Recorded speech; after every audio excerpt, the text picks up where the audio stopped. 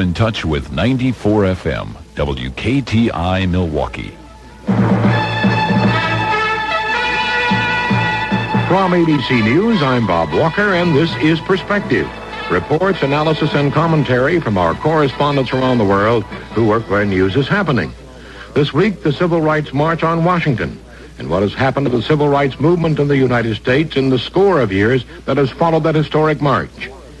We'll have a roundtable discussion from Washington, and that's coming up on Perspective in just a moment. This is Reggie Jackson. Now I'm an angel, a California angel, and I'm asking you to become an angel too. There's a dreadful disease called amyotrophic lateral sclerosis, known as Lou Gehrig's disease. ALS slowly destroys the nerves that move the muscles until the body is totally debilitated, leaving the mind intact. ALS isn't rare, but most people think it is. Anyone can get it. To help find a cure, the National ALS Foundation needs your help. If you donate $1,000, I'll call and thank you. If you send $100, I'll send an autographed baseball. $25 and I'll send you an autographed photograph. So please, call today and give what you can. ALS isn't a rare disease, but don't you think it's time we made it one? Just jot down this number, 212-679-4016. That's 212-679-4016. Or write National ALS, 185 Madison Avenue, New York, New York, 10016. It has been 20 years since the historic March on Washington. 20 years since Dr. Martin Luther King's historic I Have a Dream speech. And more than 300 cities will be represented at a march next weekend in Washington, a march for jobs, peace, and freedom. And the theme of the march this year is We Still Have a Dream. So-called freedom trains, walkathons, and trucker caravans are among the many activities underway to mobilize participation in the big march. What has happened to the civil rights movement since that march 20 years ago, and where is it headed? We're going to hear a roundtable discussion on civil rights from Washington with ABC correspondents Vic Ratner, Herbert Kaplow, and Bob Clark. And we begin with Vic Ratner. Gentlemen, the 1963 March was an historic event, the largest civil rights gathering in Washington, D.C. at that time, but we tend to forget that it was the culmination of at least a year of historic events in the civil rights field. And what kinds of things precipitated the march? Herb Kaplan? I think probably the event that most precipitated the march was what happened in Birmingham a few months earlier. For the first time, the American public saw on television those graphic pictures which would support the justice of the civil rights cause, the pictures of the hoses and the police dogs, the peaceful demonstrations, and it reached the American public, and I think the civil rights leaders realized that and decided that they would try to build on that, and out of that, most directly came the August 28th, 1963 Civil Rights March on Washington. Where had Martin Luther King become involved? Martin Luther King, of course, was at Birmingham. He had actually became involved in the civil rights movement, I think in 54, shortly after the Brown decisions, which swept aside segregation. His initial involvement was in the Montgomery bus boycott of 1954 or 55. But of course, he joined in the 63 March with several other civil rights leaders. It was a coalition. There were even whites like Walter Reuther in it, Joseph Rao. There were, of course, leaders of the primary civil rights black organizations. Bob Clark, you were in Washington at the time. Wasn't there a lot of official misgiving and concern about this event? There was a great deal of official misgiving, and which turned out to be totally unfounded. And that was one of perhaps the most impressive part of that 1963 March on Washington. As we look back on it now, there was no violence. There were 200,000 people here, and literally almost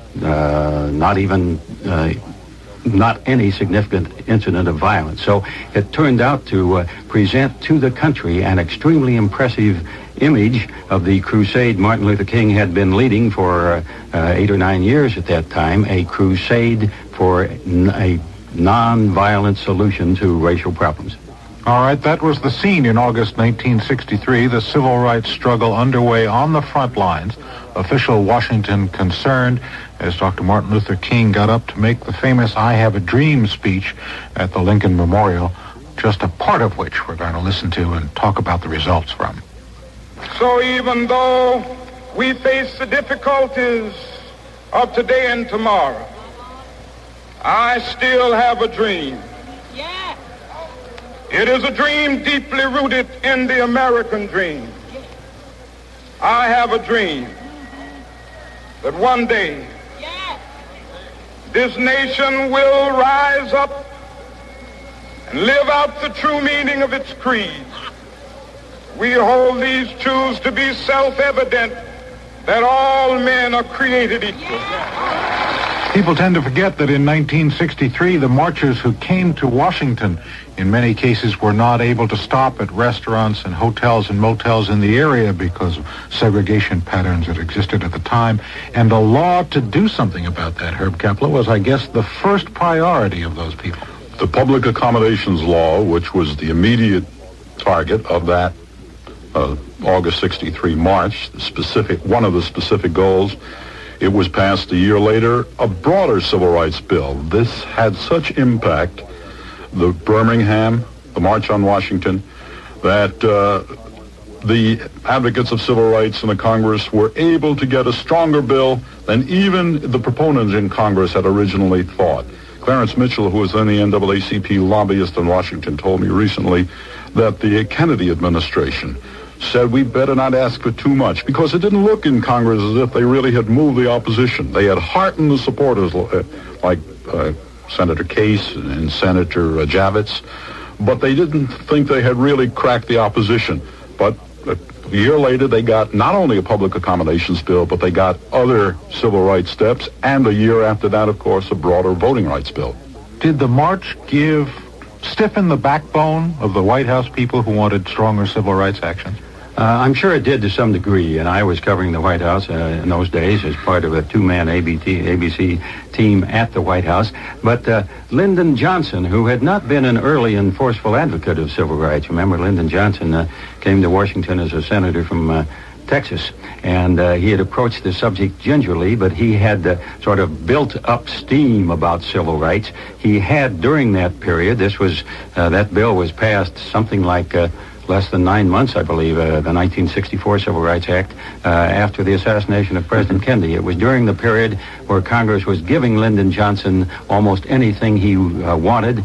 There was a great national coming together, the trauma that followed the Kennedy assassination, and a feeling it was probably the best time in the last 30 years to redress moral wrongs in the country. And I think Lyndon Johnson seized on that and used all of the power he had in Congress, and it was a tremendous power during that period. Vic, there was a filibuster issue at that time, and the climate for overcoming the filibuster largely was achieved, as Bob pointed out, the American people on television that August 28, 1963, saw, for one thing, a peaceful demonstration. The apprehensiveness about disorders was not realized. They saw this orator who just caught the nation. They had remembered the pictures of the dogs. There was also, in Martin Luther King's speech and in the general tone of that day, a conciliatory attitude toward whites. Martin Luther King, a lot of people who knew him closely realized that he really was Andrew Young says he was a leader of the white people. But I spoke, for instance, at one point to a governor of a southern state some years ago, and he said, Martin Luther King saved us from potential of serious violence in many of those times. So the American people saw a total package there, a display there of reasonableness, and it dispelled a lot of fears. And then I heard Andrew Young, for instance, who was now mayor of Atlanta and was an aide to Martin Luther King in all those days, said that when it went to Congress for the 64 law, the key he thought was Burke Hickenlooper, a conservative Republican senator from Iowa. And when the civil rights leaders were able to capitalize on the march and get to Hickenlooper and talk to him and get him to go against the filibuster, which ultimately led to the 64 law, that other conservative Republican senators from the Midwest came along. That turned it. Andrew Young says, when you get the Midwest, you are able to move America. Let me put a question to you, Vic, and of course this happened two presidents after Dwight Eisenhower, who had been our chief executive when the great Supreme Court decision on school segregation came down in 1954. Eisenhower, many people have felt, never lifted a finger in the for 3 or 4 years to help enforce that desegregation decision. And he used this line several times: "I don't believe you can change the hearts of men with laws or decisions." Did that change when Congress reversed its historic refusal to cut off filibusters on civil rights issues? Did that change when Congress passed the 1964 and 1965 Civil Rights Acts? I am reminded that Barry Goldwater, in running for the presidency in 1964, Barry Goldwater, who was opposed to the initial Civil Rights Act, used almost the same language in saying that laws do not change people's hearts and that just changing the law would not change America. And in fact, after the Congress broke that filibuster, as you said, and after the initial passage of the Public Accommodations Act, there was still a considerable amount of resistance still to come, wasn't there? We still had the 3 civil rights workers who were killed in Mississippi in 1964. Well, 2 weeks after the March on Washington, those 4 children were killed in the bombing of a Birmingham church. So a peaceful demonstration, even with 250,000 people, was not by itself sufficient to sway the Congress and change the hearts of the nation. More blood had to be shed. And a lot of that blood ultimately was spread in northern cities, in what the riots in Watts and Detroit and Omaha and Chicago and New York and all over. So no, it did not really turn these thoughts around that quickly. To this day, haven't. But it certainly, I think, did get to the point that Bob made, that there was a general recognition that it could not be left to float into the goodness of men's minds, that there had to be legislation. Grudging acceptance on the part of the resistance? I think more than grudging acceptance by 1964. And again, you have to relate this to the shock wave that had spread through the country after the assassination of John Kennedy. And there was a great mood in the country that spawned ultimately the Great Society programs of the Johnson administration, but a feeling that we have the power, the strength, and we should now have the will and the moral compassion to address these great national problems that face us all, and whether they are moral or economic and involve civil rights or economic rights, we have this strength, and now let's get on with the job. And that was very strong for a few years until the Great Society programs began to fall apart, and with them some of the civil rights advances. Gentlemen, let's talk a little bit, if we could, about what resulted from the dream that Martin Luther King had. In 1965, as you said, Herb, Congress passed the Voting Rights Act, which may by itself be the single most important piece of legislation in the civil rights effort, because it enabled black people to gain political power and changed forever the landscape. How far have we come in that political process? Well, I think one number that occurs to me, I think there is something like 5,000 black elected officials in this country. That's state legislatures and in the national legislatures and other positions. And I guess in county and city offices.